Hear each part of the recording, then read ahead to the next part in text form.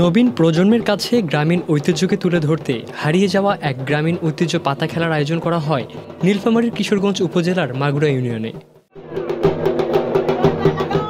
Doctor Asadur Rahman কলেজের সামনে আয়োজিত এই খেলায় আশপাশের গ্রামের সহস্রাধিক নারী পুরুষ ভিড় জমায়।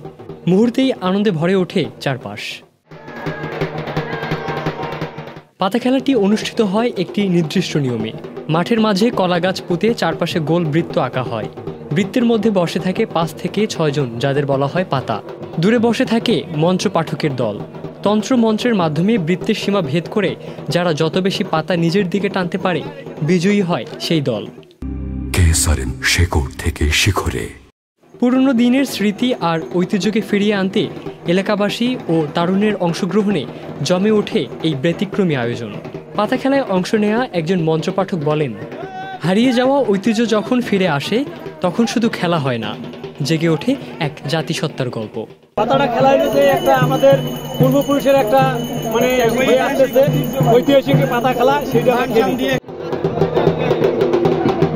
ইবনে সাইদ অঙ্কুর, চ্যানেল আই।